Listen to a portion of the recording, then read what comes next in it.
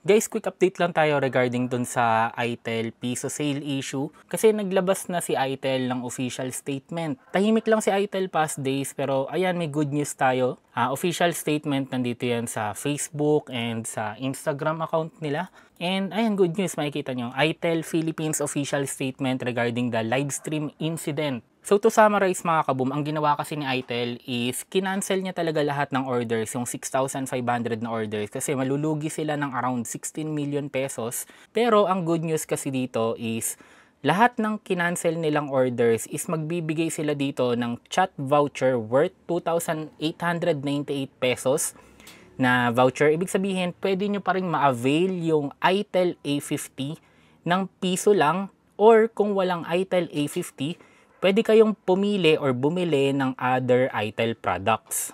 So ngayon kung iisipin mo, anong sense na nag-cancel pa si ITEL kung magpapamigay lang ulit sila ng piso, di ba? So para sa akin, anong nangyari kasi dito mga kaboom, is may mga tao na isang tao lang, mag-isang tao lang siya, pero nag-order ng 10, nag-order ng 20, yung iba nag-order pa daw ng 50 na unit, isang tao lang siya pero nag-order ng 50 unit, di ba? So grabe. Pero ang ginawa dito ni ITEL is 2,898 peso voucher, chat voucher, per single na tao. So, sabihin, kung wari nag-order ka ng 50 units, tapos kinancel ni ITEL, imbis na 50 unit yung makukuha mo ng piso, di ba? Grabe yun, parang 50 pesos, 50 unit. Ang makukuha mo lang is dahil isang tao ka lang na nag-order, makakakuha ka lang ng single voucher. So, isang unit lang. So, ang good news naman dito mga kaboom, at least si ITEL is nag-take action siya, hindi siya bastang binaliwala lang niya yung mga customers. Nagbigay pa rin siya ng voucher kasi imagine ilang piso pa rin yan, di ba?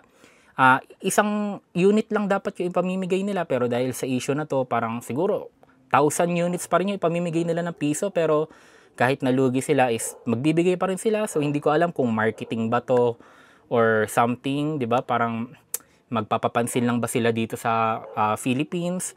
Pero para sa akin, marketing man to or hindi, pero at least ang daming makakakuha ng phone, ITEL A50 phone na worth piso lang. So para makuha yung voucher mga kaboom, naglagay din si ITEL dito ng chat voucher usage instruction. So 2,898 pesos, valid ng July 11 up until July 31. So kung isa ka sa na-cancel ng order, I suggest na i-chat mo na agad yung ITEL, sa TikTok lang to.